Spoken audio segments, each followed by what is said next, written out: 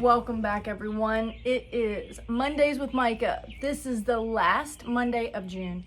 I cannot believe that Monday has literally flown by. The kids have been out of school since basically May 20th. And so we're a month out.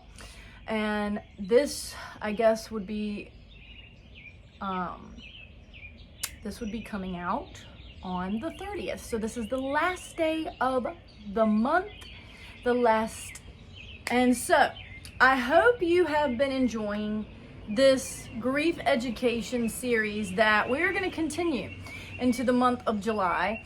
I'm trying to get some finance people on here, and I want to talk about some insurance, and just I'm going into the different areas that I needed help with in the first year of becoming a widow. Who are the people I called and how did they help? And there are other areas that I am hoping to talk about that I didn't need personally, but I want you to be aware that they exist and how to connect with them. And hopefully by the end of the summer, we will add a directory of assistance with helpful contacts.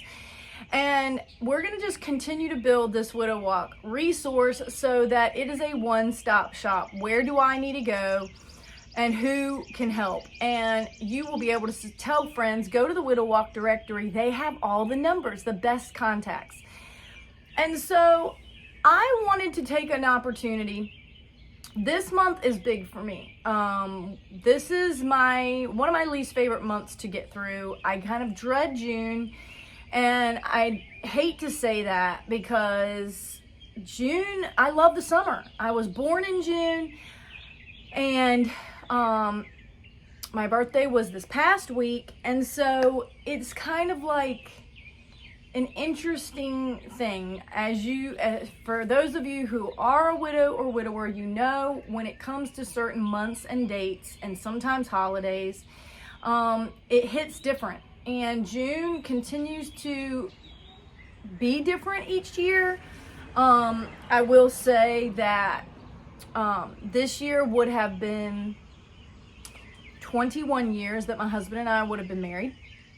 And I think I posted a little bit about that. And that day I went and had my hair done and went to therapy, and then met a friend to pick out some tile for their bathroom, and then got some dinner and went and took a walk around a lake and just made it, let's call it a self-care day. You know, you did some self-care and then met a friend. And so that is what I did on the 21st. That was a intentional day. And so I want to encourage you about certain things that you can be intentional to do, things that bring you comfort, to meet a friend, to take your mind off of it, whatever you want to say. Then the following week, 1 week later, was the anniversary of my husband's death, which would have been 8 years. And I had friends coming into town, and I did an Insta story about it. I was prepping my house to prepare and get it in order. There were some things that had needed to be done and had not gotten done, like my laundry room had chipping paint in it, peeling pretty bad, the older houses over time that had oil-based paint, sometimes you can deal with some temperature shock and it bubbles up. And I had probably 10 different places in my laundry room. No other room is doing this for some reason, but the laundry room is doing it. And so I was preparing for friends that feel like family to come and stay with us for our 50th anniversary. That was also happening. So the church, my husband's family founded a church here, as you all know, with the Rock Church, and it was their 50th anniversary. And this year we've been talking about 50 in the Bible, and they talk about it in Leviticus, is the year of Jubilee. It's a year of rest.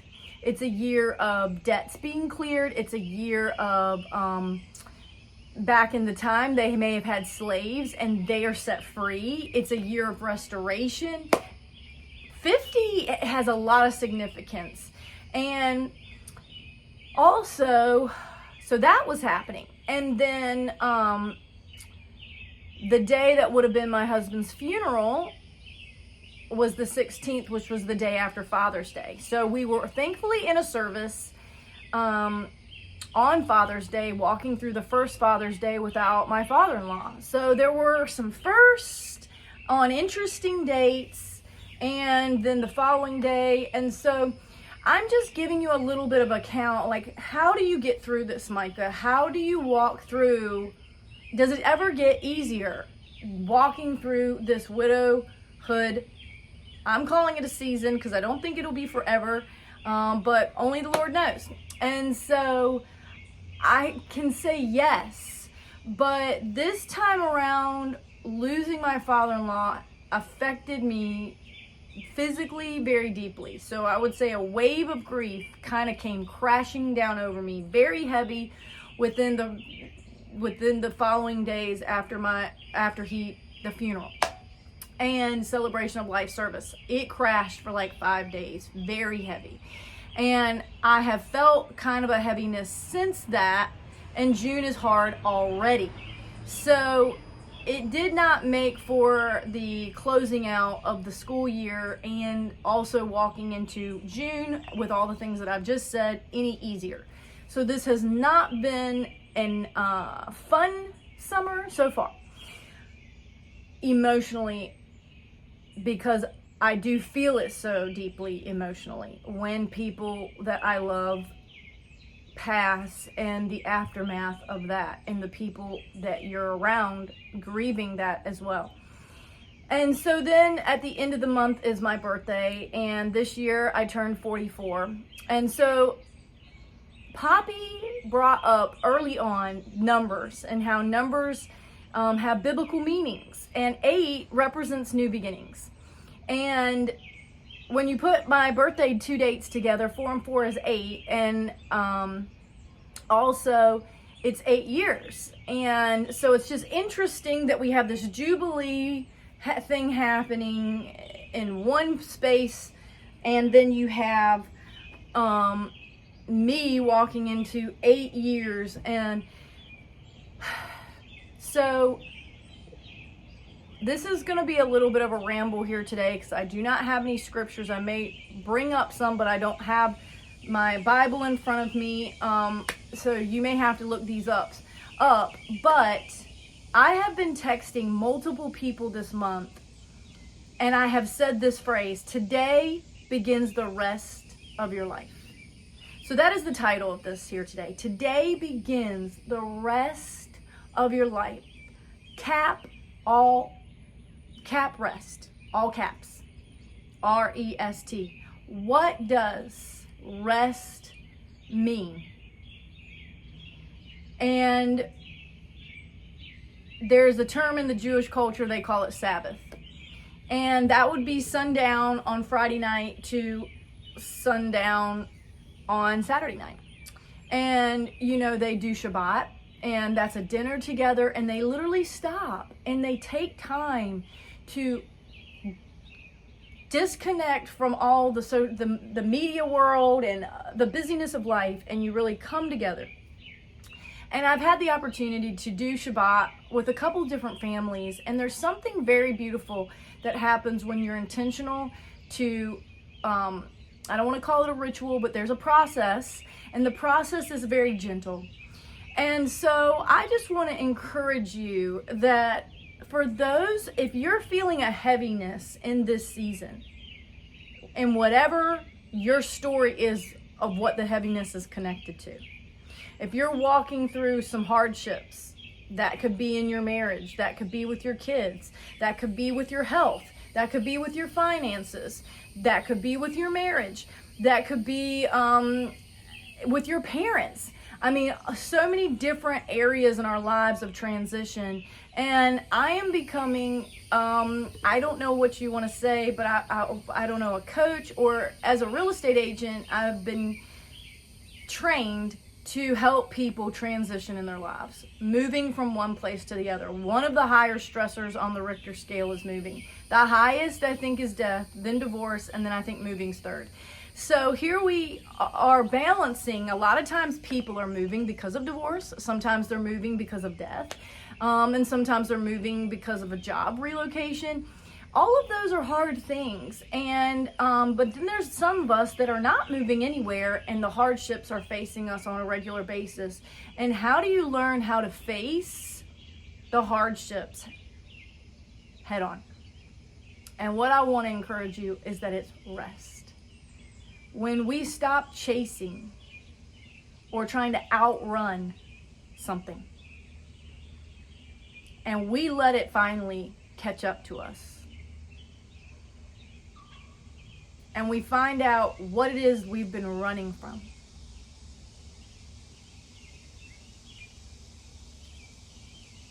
I believe it's never as scary, or the pain doesn't last as long as you perceived it would be when you finally let the wave hit you, as hard as it may. And the thing about grief is you never know what's going to trigger it a lot of the times. And so that makes for an interesting adventure. But there's something about rest. And I truly believe that if you read the New Testament in the 4 Gospels, Jesus had a pace. And it was not a fast one, y'all. And if you watch The Chosen, the new season is, season 5 is releasing right now in the summer, and they just had the Passover, the Last Supper, and there's just, it feels like a slower pace. They're walking places. Nobody has cell phones. No one is watching, TV. No one is on TikTok. The phone has captured our eyes and our minds and our hearts so much. But back then, there was still a lot of things happening. I'm not saying good things. It was a different level of humanity happening in that time. But he had a pace, and there was a grace to the pace that he had. And it says many times in the scriptures that he went away to pray. He went away to pray. And I think I've said this before, but I felt like the Lord really gave me a glimpse or an idea. And when I feel like the ideas are smarter than me, then I feel like it's the Lord. And I used to kind of feel like these exercises of prayer, these exercises of reading, and whatever it may be, they didn't have Bibles then. Only the priests, had the writings, and they were still being written. And so that was very high regard, that was not for everyone. Only the elite, who were the Pharisees and all them, believed they got it. The rabbis were the ones able to read. And he still went away. And what I felt the impression is that he missed his dad.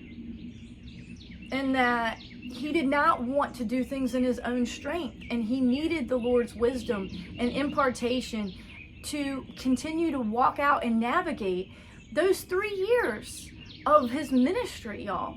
3 years. The impact that we're still talking about this man. And I know that when my father was in the process of moving on to the other side,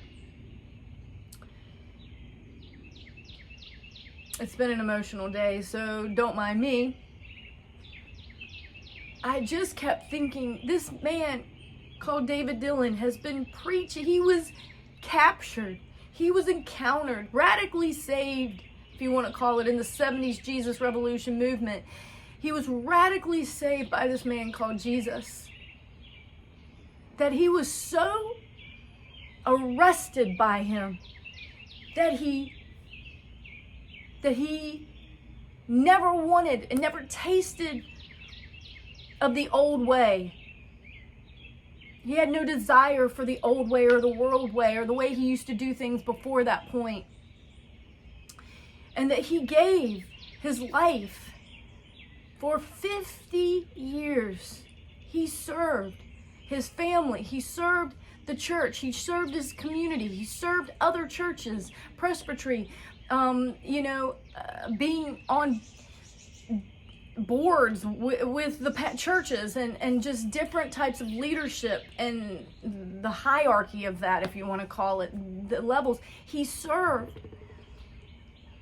And for 50 years, he's been talking about this man called Jesus, and he's finally in his final days of his race. And it is hard for us to let him go. And I have to say that as I'm faced with death more, it seems, but some people say more are not dying, you just know more of the ones who are dying. I'm really learning that to be near to the broken heart is to be near to Jesus. And I remember him saying, my father-in-law, that I can feel the Lord's nearness so close. And in the past, it would take 7 days of fasting for him to get to that level of atmosphere. And the Father was close. So he was with him as his body was losing strength. And it's hard to watch it, y'all. It's hard to watch someone who was full of strength. But I can say that up to the end, when I heard him pray, his voice was always strong. His body may have been playing out, but when I sat with him, his voice still had strength. I'm telling you, y'all. It's powerful to witness. It's a powerful experience. It's moving.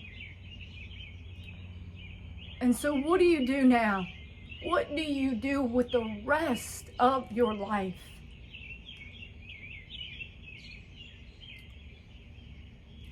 And I challenge you to search the scripture. You can use the YouVersion and put in the Blue Bible, I think, is another way of concording to search the word rest. I Googled some things and it said it was over 200 times in the Old Testament and 41 times in the New Testament. Something else said 800 times it was referenced. I don't know the exact numbers, so I got mixed reviews on it. But rest is a reoccurring story all the way through since Genesis. And on the seventh day, he rested. He said it was good. He didn't have to do more. There is something about a reset. And so I'm asking myself, what is Micah to do with the rest of her days? How does she carry grace with a smile on her face when she's having to go through days that she dreads going through because they're not fun? They're not fun walking through these anniversaries. And I will say the Lord is gracious and kind and fun, and you know, gifts show up and people show up and there's jubilee and there's jovialness when there's community and family coming around. So I wasn't alone on the June 12th. I wasn't alone on my anniversary, June 5th. I wasn't alone. I'm not alone. I've never been alone. And I'm having the opportunity to walk with some that are going through breast cancer and different types of suffering and walking through health crisis, and how do we stay stable? And today at church, I'm recording this a little bit early, the pastor's title of the message was persevere in prayer. The perseverance. Persevere in prayer. And it was so convicting that we do our best work when we're on our knees. And maybe you can't be on your knees physically anymore, but you can sit and you can lay, whatever posture it takes for you to get still. And it says, be still and know that he is God. There's an old song from Stephen Curtis Chapman, maybe we'll link it below. Be still and know that he is God. Be still. And I have to tell you, y'all, that when grief happens, I said grief demands a response, and our brain goes into survival mode, and we become hyper vigilant. We're looking out. We could say paranoid. You're hyper alert. Like, is everything okay? Are you okay? Am I okay? You're a little bit like jittery, and you're a little bit like easily spooked, and everything feels very like louder, and your senses are more on alert because you're in survival mode. And it's real, y'all. It is part of our nervous system, here to protect us. And our brain will try to do that. And so we have to learn how to turn it down, because it wants to turn up and stay up. And staying in that space will cause physical problems. People deal with insomnia. You can have high adrenal glands, your thyroid. I mean, the list could go on and on. You have inflammation. You end up with gut issues. It's a list of things that start happening when you're chronically on this survival mode. And it has taken me years to discern and understand the benefits of regulating your nervous system, understanding when you're in that state, self-awareness to understand when you're in that state, and have enough compassion to get yourself help, whether that's walking, whether that's in prayer and worship, counseling. For me, I do acupuncture right now as a physical thing to help continue to keep my nervous system in a parasympathetic state, which is the rest and digest. The parasympathetic part of our nervous system is the one that receives the healing, is the one that's capable of absorbing the nutrients and to live in vitality, y'all. That is what I want. I want those who have gone through hardship to realize that vitality is still available to you. But when you lose a life, it literally sucks the life out of you as well. It is trying to suck the life out of you. And you have to become so purposeful and intentional in your daily practices to revive the life that is still inside. And this has been 8 years of resuscitating. And if you think about CPR, pulsing the heart back to life in as many forms and expressions as the Lord has allowed me to do. And we're not done. We're not even close to done. And I believe in what I'm saying. I believe that there's vitality in the Spirit. Where the Spirit of the Lord is, there is liberty. And where the Spirit of the Lord is, there's vitality, there's freedom, there's energy, there's passion, there's intensity, there's excitement, there's joy, there's delight, there's pleasure. These are all the things that are accessible to us when we realize who we are as sons and daughters of the King. So I said, I don't know. I'm feeling empty right now. And I think that's really a good place. When we feel that we're full of it, then we're usually full of ourselves. But when we feel empty and broken,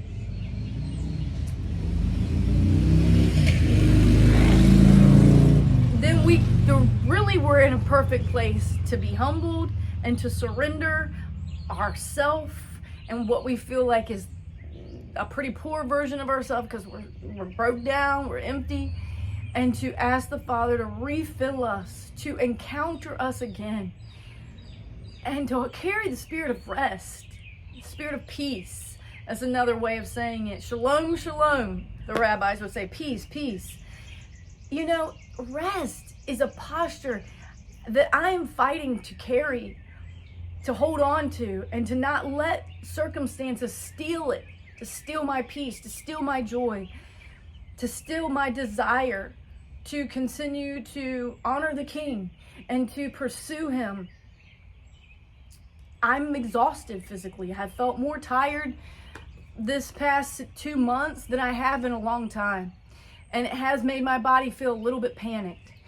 And so I'm telling myself, why am I saying all this? To say, It's time to rest. It's time to sit down, to get back to the ground, to hear the birds, and to sit in his presence, and to do some grounding and put your feet in the dirt and pray in the Spirit and take a walk and look at the animals and thank the Lord for creating such beauty and creating such variety, and to continue to make us fearfully and wonderfully made. There's wonderful parts of us. And so much of the time that when you're dealing with grief, you only see the loss. You only see the shame. You only have regret. You see the regret. You see the empty spaces. You don't see the fullness of the Lord. You don't see his goodness and his kindness.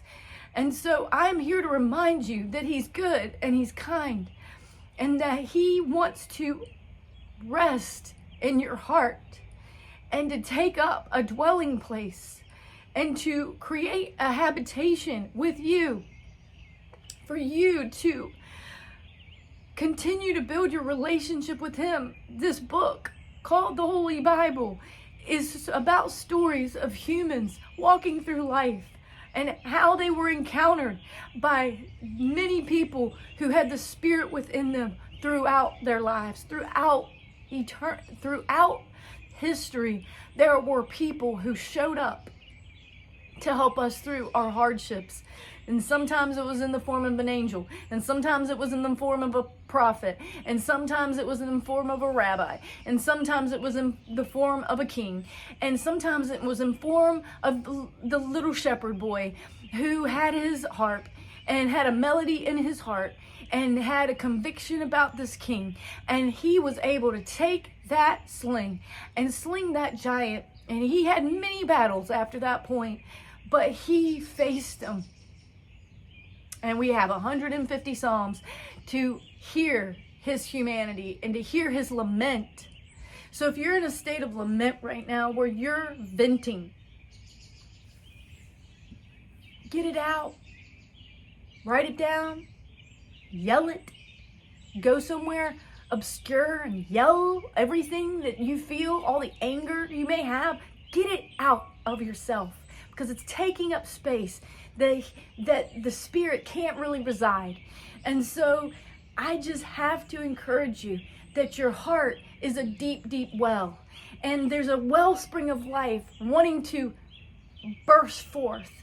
And I am learning, and I wrote this down in journaling recently, that there's a trust well. You're in the process of learning how to trust well, and the deeper you trust me, the deeper the well goes. And then what happens is that you become well with your soul. It becomes well with your soul. There's a wellness.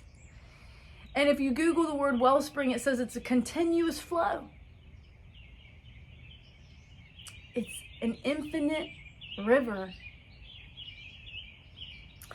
And Revelation talks a lot about that too. So there's a life source that we can access every day, as often as we call for it.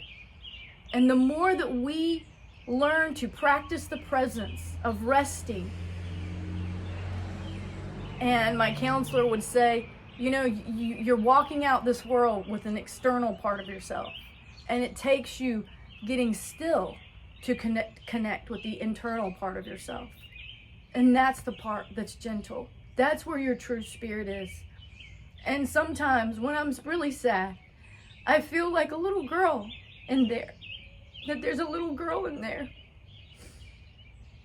And she's really sad.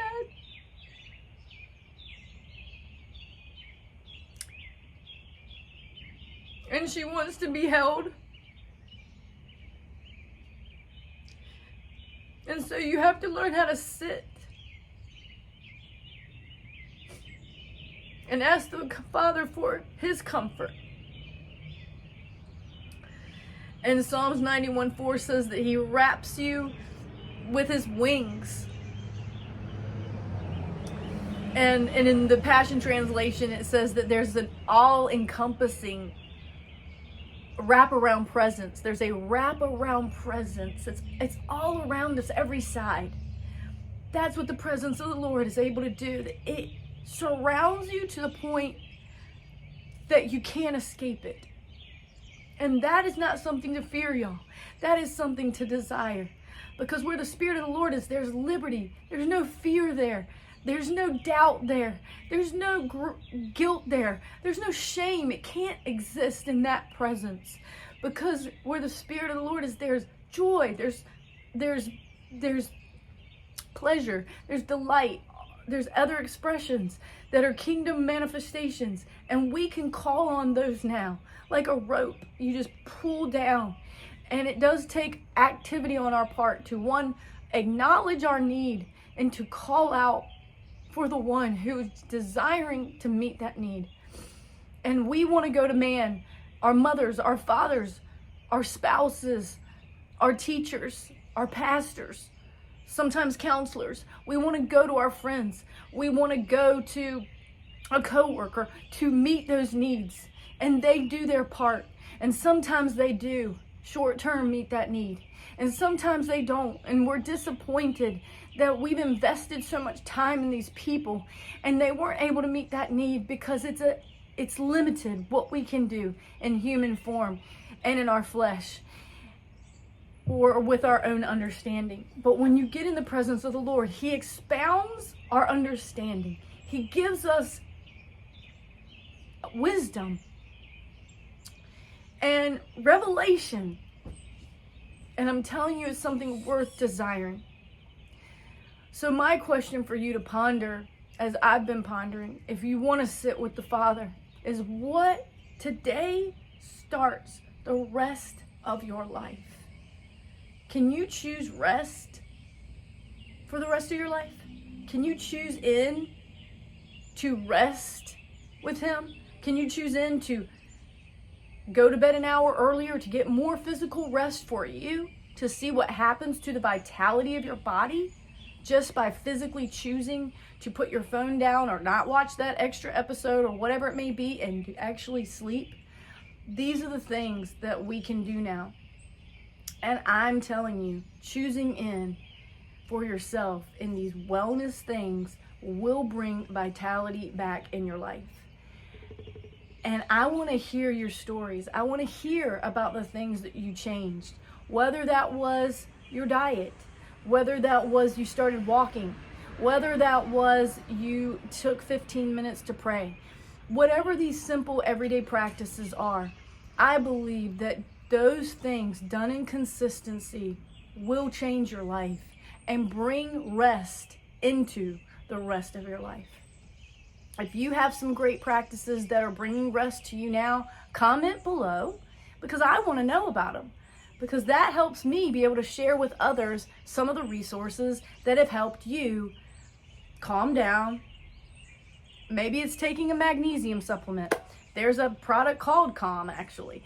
So there's tons of things that is being created to try to help us calm down. But I truly believe that the things that God created for us, the ocean, the breeze, taking a boat ride, whatever it may be, all of those things are there for us, awaiting us to sit and acknowledge them and to receive while we rest our souls. And I believe He will rejuvenate you in that time. What does the rest of your life look like? I said, I don't know. I just know I have to keep going. I don't know what's next. I just know I have to keep going. Forward is all we have. Forward is all we have. So thank you for following along. Please share this.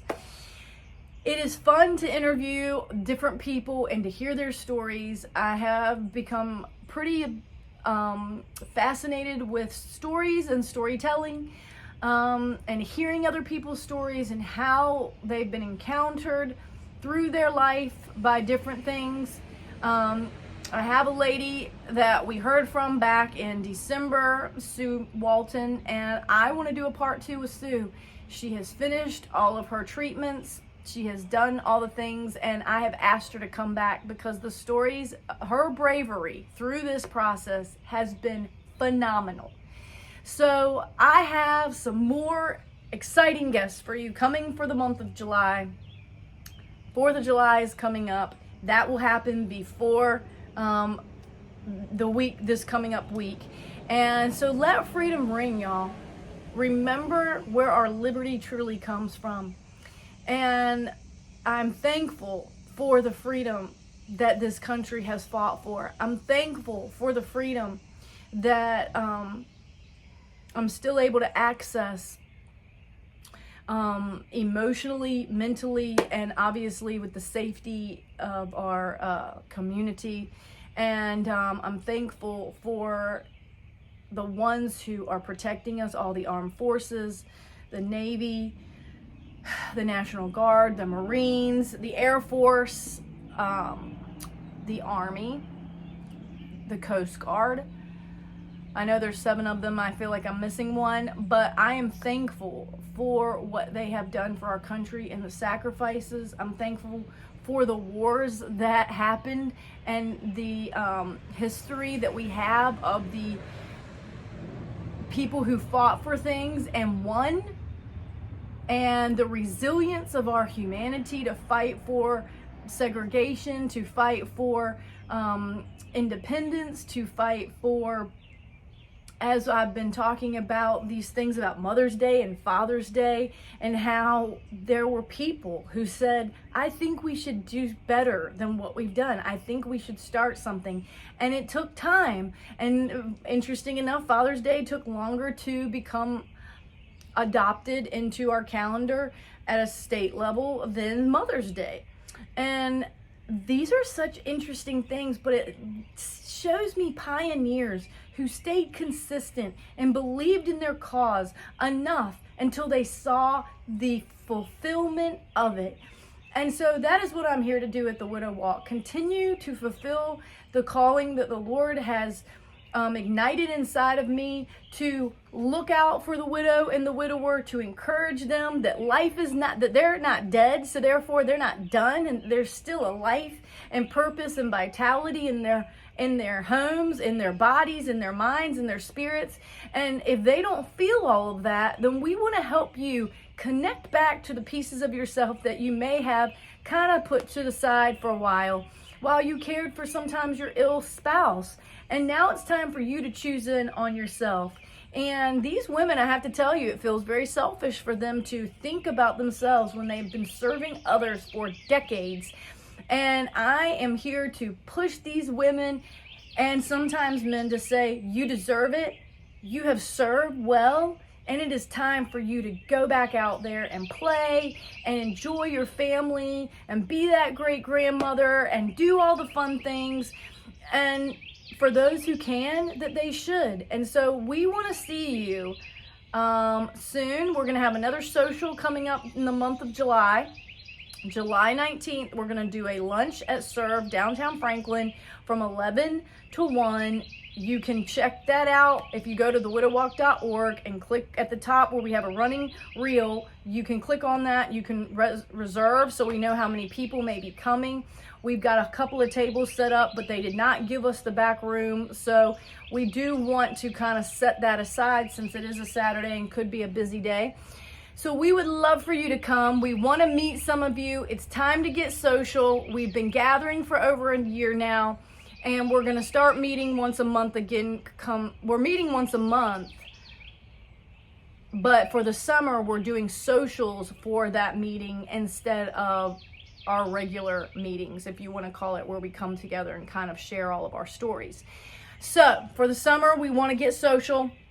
Tag, share this on Facebook. If you've got friends in Suffolk, Emporia, Boykins, Capron, Sedley, where else? Ivor, Windsor, Smithfield. Tell them about the Widow Walk. We would love to come and meet you. We will come to your churches. If you have widows in your churches and you don't know about our organization, then please get in touch with us. You can email us at thewidowwalk@gmail.com, we would love to come and share what we're doing and how you can become a part of it. And whether that's you come every month or we come to you once in a while and share what we have going on and how to continue to love on the widow and widower in our area. Thank you all for your support. We still accept monthly donations. Some of you have been our monthly donors, and those numbers allow us to do fun things with larger groups because of that. So if you have some money set on the side and you're wondering what you should do about it, I would ask you to invest in this Widow Walk organization, nonprofit, and we are saving those funds because we're going to have another Walk of Love next year, and we believe there's going to be more people. And so that does cost us to do that, and you can be a part of that. If you have good resources as well, please comment below. What are the books that you're reading that have really helped you? What are some other resources? I know Grief Share is something that people have done to kind of walk through grief. That is a different resource. But we want to hear from you. What have you done that has helped you break through some of the emotional the hard part of our emotional part of grieving and gotten back to joy? If you're a widow and you would like to come on the show and give your story, please also let us know. I know there's more of you I want to interview. Once the summer is kind of wrapping up, then this grief education will probably be phasing out, and I want to get back to the stories with the widows and widowers. So please get in contact with us. Like I said, email us at thewidowwalk@gmail.com or message us on Facebook. I would like to share my story. I'll come to you. You don't even need to come to me. We're mobile. And thank you so much. Happy July, everyone. We will see you next week with another story, and bye-bye.